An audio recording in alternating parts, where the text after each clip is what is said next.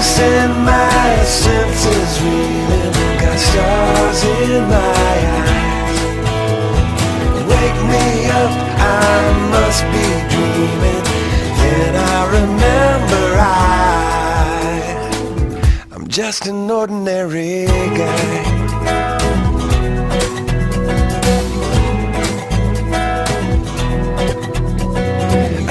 Write a song without picking up a pen, the words just spilling out for you. Happy Homebrew Wednesday. As you can see, I've got the new kettle, so I've finally got the third Blickman. So I turned it in for the old one. It was only a 50-liter, about 13.5 gallon boil kettle. So I went ahead and turned that in, got myself another 15-gallon Blickman. I think this will be pretty much the good setup to be able to make 5-gallon and 10-gallon batches. So I've got a beer here. This is the it's a kit.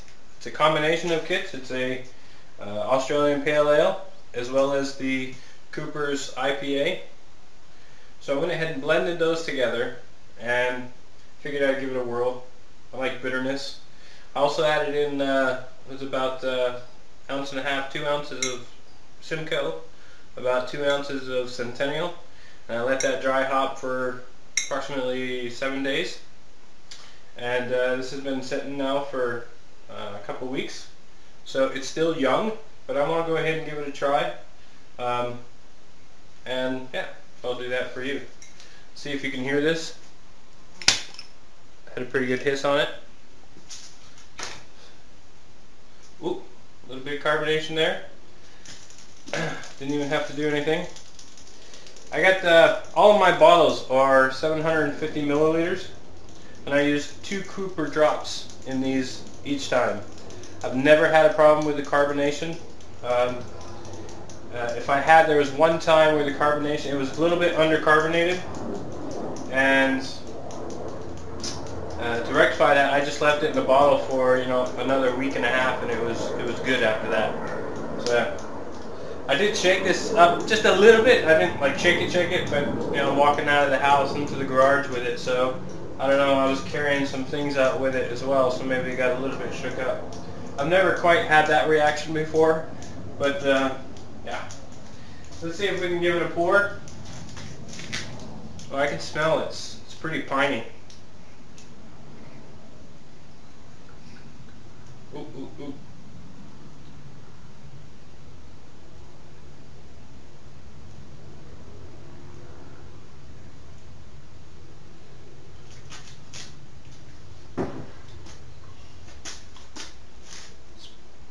It's pretty nice. It's got a very nice sort of an orange tint to it. I don't know how well you can see that. It's got a pretty good head on it, some good carbonization, I think I said that last time. Carbonation looks pretty good. Alright. It's got a pretty good head on it. Oh yeah, you can definitely smell the Simcoe.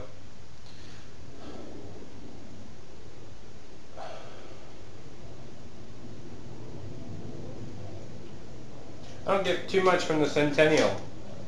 It's more like an overpowering Simcoe. It's just very kind of piney. It's kind of fresh, woody.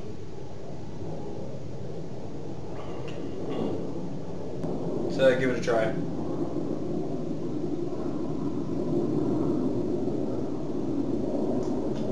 It's good carbonation.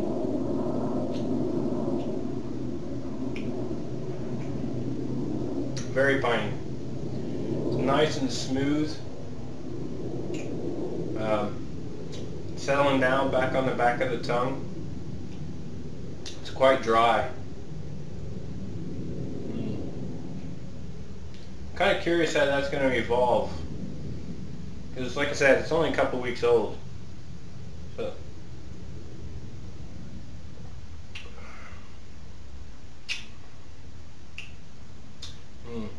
Yeah.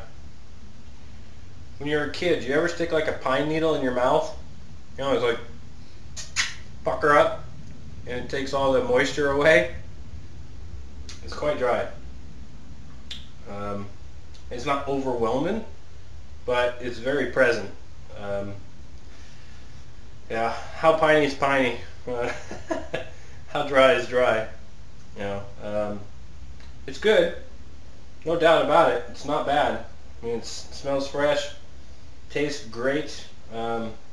It's piney. If you like piney, and that's what you're going for, then this Australian and Cooper's IPA mixture with a little bit of Simcoe is definitely what you'll get. It's dry. Yeah, I just keep repeating those. That's what it is. Cheers. Again and again and again.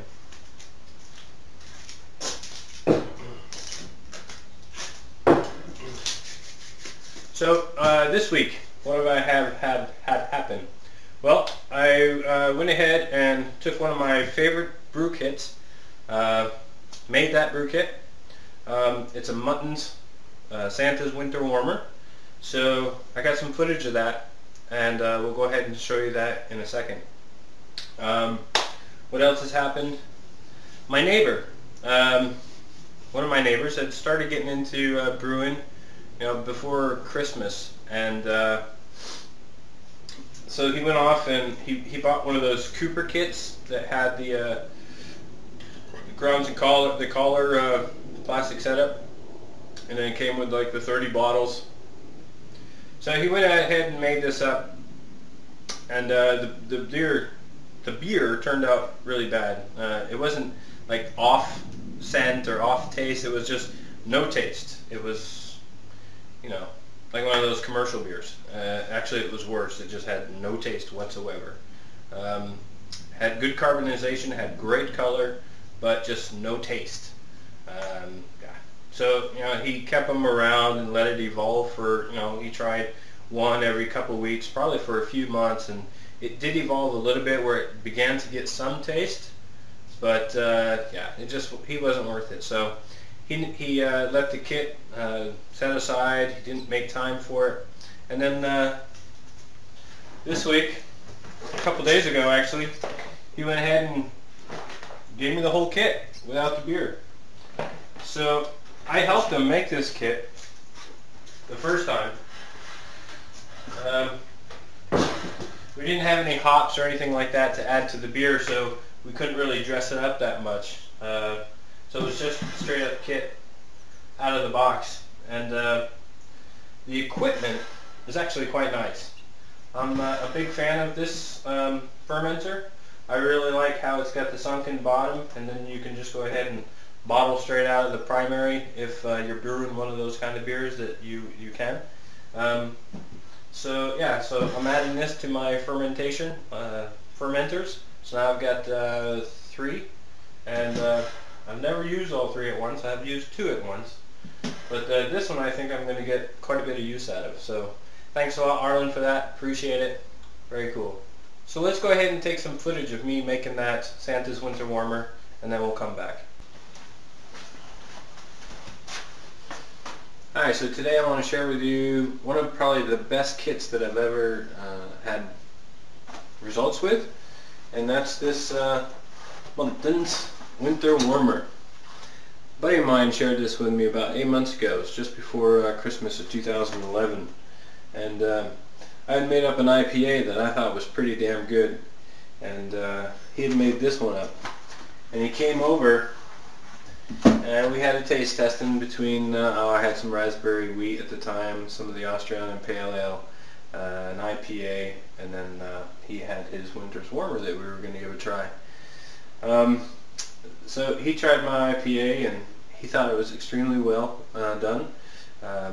He liked it a lot, and then I liked it a lot, and then I tried his Santa's Winter Warmer, and that just blew me off my feet. It was like, bam! That's the kind of beer I've been trying to make for a long, long time. You know, and through the kits, it's kind of difficult, you know, mix and match and try and get things to work the way you want. And so with this one, I gave it a shot, and I think it's probably one of the best beers that I've ever had from a kit.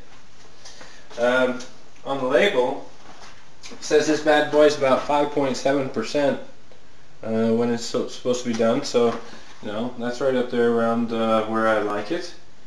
Yeah, so today we're going to go ahead and give that a shot and see how that goes. All we're going to be using today in order to make this Santa's Winter Warmer is, of course, the Santa Winter's Warmer kit. We'll be using some star sand for my sanitization. I've got a can opener in order to open up the kit cans. I've got a temperature gauge so that I can monitor the temperature of the water before I pitch the yeast, and a bubbler. Yeah, and then I've got the boil kettle.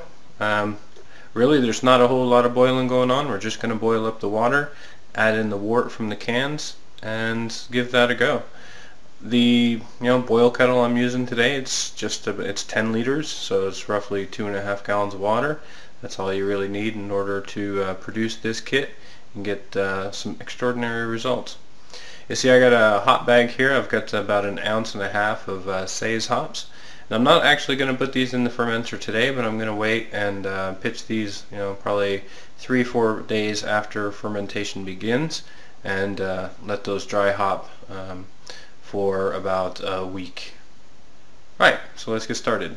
Okay, so while my water is heating up, I'm going to go ahead and just move the sanitized fermenter away and bring over my sanitizer. I've got roughly 5 gallons of water in here with 1 ounce of star sand. So I'm just going to go ahead and throw in my bubbler. I got the thermometer out of the case and it's in the water already.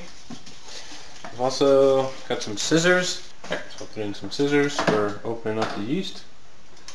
Got my stir stick, put that in there as well. Then we'll start to open up the box. See what we get here.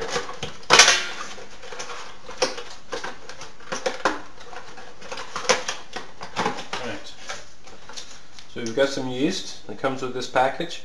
Now, I've used this yeast in the past, and it's the one that I used before. It works really, really well. I might consider changing this out for some Salif 05 just to give that a whirl and see how the difference is.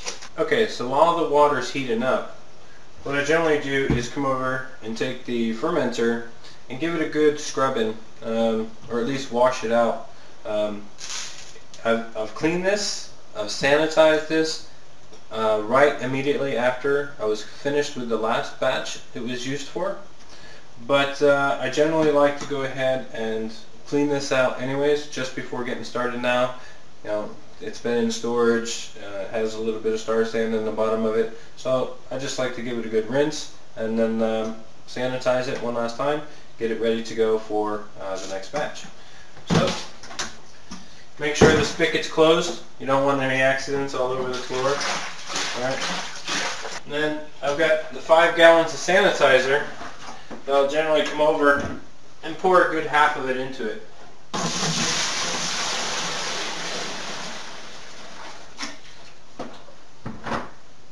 You kind of see that it gets kind of soapy in there. That's all to be expected. The sanitizer that I've created is, I'll keep this around. I've used it today, or I've made it today. So I've done the whole mixture. But after I'm done with this, I'll keep the sanitizer, because if you've looked at the Craig Tube videos, you'll see that the Star Sand sanitizer, actually its lifetime is quite long. So you can go ahead and continue to reuse the sanitizer for a period of time. So generally, I'll go ahead and keep this, put it back in the main bucket, and store that, and use it when I'm getting ready to bottle. Use that same Star Sand for bottling. Alright, so this is all in there. I'll go ahead and close this up really good. Put my finger over the hole. Just give it a good shake. Hopefully it doesn't spray out too much. Go kind of gently over the edges. Alright. I'll open up the spigot. Let some of the sanitizer flow through there. So I'll make sure that it's all good and sanitized. I've taken this apart already after the last batch, and I've thoroughly cleaned this out, so I know it's very clean. Now I'm just gonna, for paranoia's sake, clean it all out. Right, I'll take this, set it aside. She's kind of bubbly, and that's okay. No problems there. And I'll pour this back into the original container.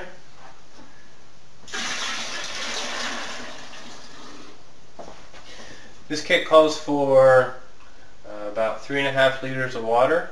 So I've got about that in there now. It's been boiling for a couple minutes. Probably see the steam. So I'm going to take this off. I'm going to go ahead and shut off the burners. I'll kind of let that boil settle down. And then once that's ready, I'll take the cans of wort and then dump those in here. Give them a good stir so they don't stick on the bottom. And then transfer that over to the fermenter.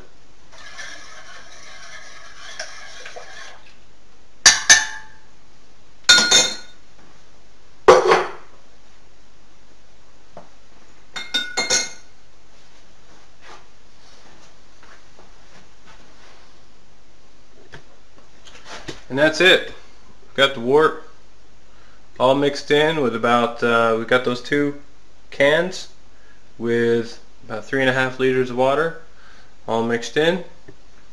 So now let's go ahead and transfer that over to the fermenter. Okay, so we've had this fermented bucket over here set for a little while now. So I'm just going to go ahead and dump out the rest of that star sand that might have been building up at the bottom. See, it's mostly just foam, and that's okay. Alright. Cool. I'm going to start off by just adding in some cold water, and that way it sort of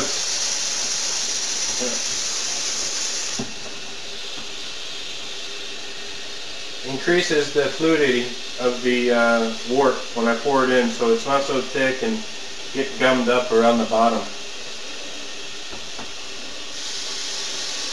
I know I'm going to have to put in at least, probably 10 liters of water to offset the temperature of that hot wort. So I'll start off with about 5 liters at the bottom here of cold water, and I'll come over and dump in that wort. See here so you can see it.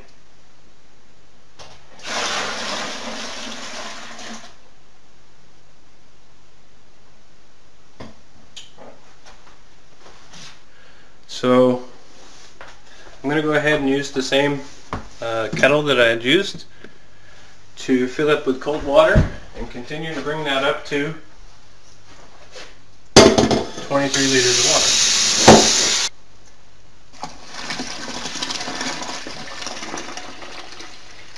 Alright, there's 20. And I just want to double check that it says 23. Total volume up to 20.5 liters. Alright, so that's a good thing I stopped. So we want to go to about 20.5 liters.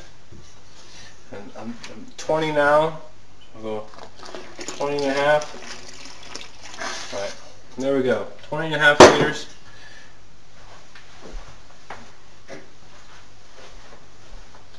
Get my stir stick, sanitized stir stick. And I'll just stir all these together for probably a good 5 minutes. That's a nice dark rich color.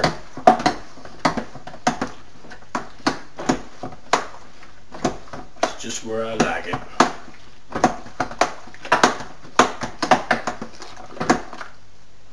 Alright, let's take a temperature reading.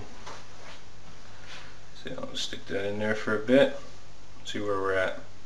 It's hovering right around, I don't know if you can see that, 24 degrees Celsius.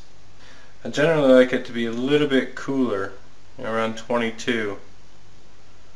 So I'm probably going to let this sit for a little bit and just cool off a little bit more. Alright, so while the wort is cooling a little bit, check the gravity. Gravity came in, not sure if you can see that. It's About the camera's pretty crappy. It's about 154 actually. 1.054. That's not too bad. That's a pretty good place to start. Okay, so welcome to my fermentation chamber down in the cellar.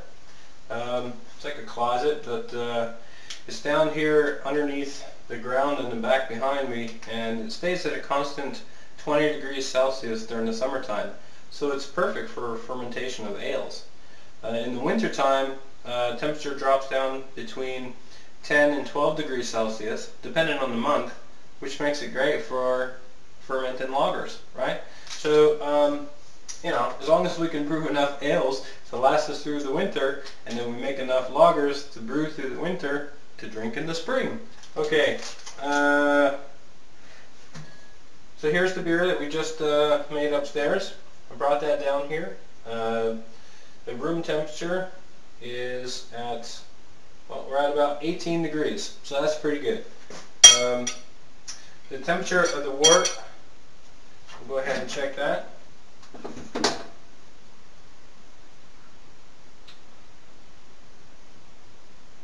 We're still up around 23 and a half degrees. Here's the yeast I'll be using, the Safe Ale 05, US 05. Says, so for the temperature range between 12 and 25 C, ideally between 15 and 22. So that's not bad. You know, I'll pitch it, it's about 23 and a half degrees down here. Of course, it will cool down to 18 degrees with the rest of the room temperature over the course of the next, you know, few hours. I'll take out my scissors.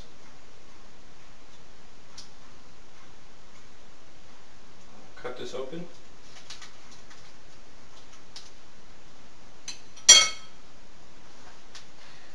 I'll move the camera so you can see this. Alright, so I'm going to take this and just sprinkle it in all over. Sometimes I stir it in, sometimes I don't. Today I'm not going to, just let it stay on top. That's enough. Put the cover on it. Seal it really good.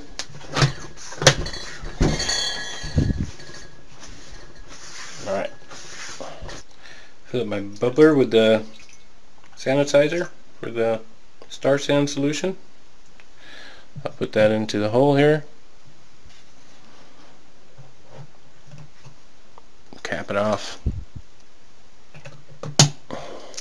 Right.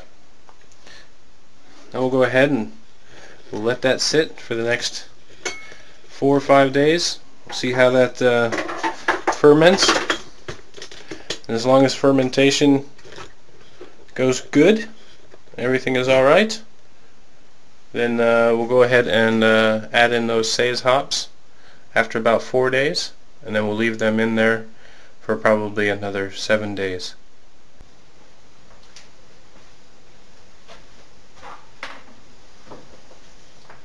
Hi, so it's been about 4 days since we put the beer into the fermenter. Now I'm boiling up this cloth that the hop cloth, the hop bag, that we're going to stick in the fermenter and dry hop with these Saez hops for 5 days. I've got about a little over 2 ounces here, and when the cloth is finished boiling for about probably 4 minutes total, we'll go ahead and drape it over the pot and let it cool down naturally, put the hops in it, and then put it in the fermenter. Okay? Okay, so the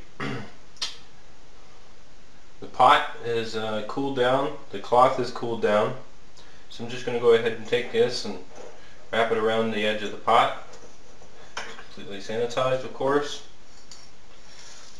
put in the pellets, bring this up. Of course we're going to want to tie this off.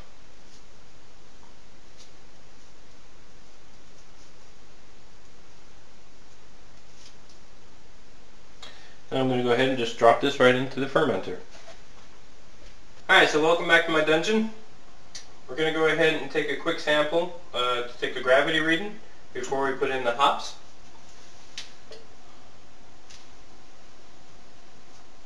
So I don't know if you can see that, but we've got some head there on the beer coming out. So I'm going to go ahead and let this settle down and we'll read it later. For the record, temperature is at 18 degrees Celsius. So I'm going to go ahead and try and unlock this without setting off the bubbler there. I don't want it to bring in any water. I don't want to open up this too much. It's got a pretty good crownsing going on in there. So let me see if I can bring you in here and take a look at that. Oh yeah, it's got some pretty good activity. Still going. So I don't want to leave that open too long.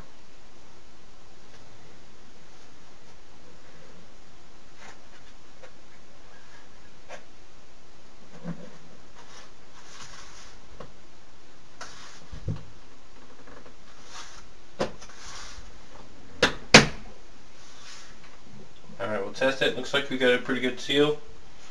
I know we do. Coming back to the gravity reading, it looks like I'm right about 1.0226. So obviously it's got a little ways to go. Last time I hopped with this kit, I got it down to about 1.012. I've heard on the forums about this specific kit, some people had problems getting underneath 1.014, for example, and yeah, for them, the advice was just to keep it into the fermenter longer, and give it a few extra days to see how it goes. And it was a slow process. I think it was probably 11 to 14 day fermentation period to get it down to 1.012. That's completely normal. Well, that's my Homebrew Wednesday update. I hope that you liked it. Like I said, the brew stand's coming along. Got the extra kettle. We got the other equipment is arriving tomorrow, as a matter of fact. I got the family flying in, and they're hopefully not going to get stuck at customs with it in their suitcase.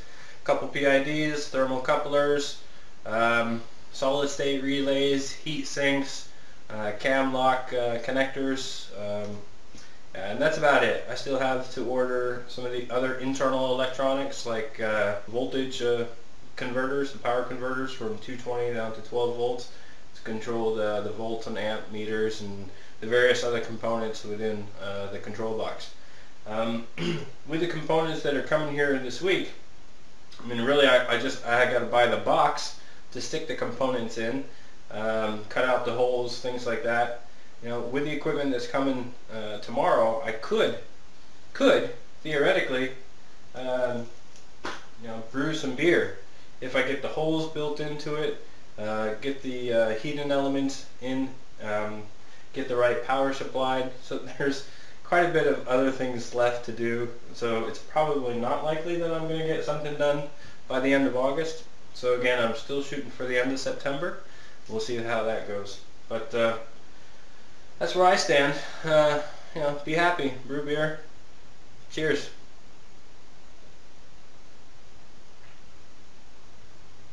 Oh, that's good. Take care, everyone.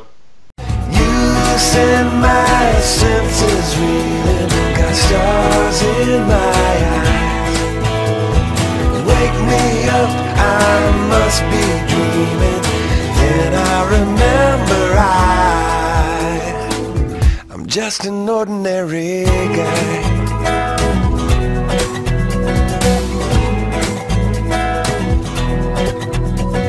I'd like to write a song without picking up a pen, words just spilling out for you.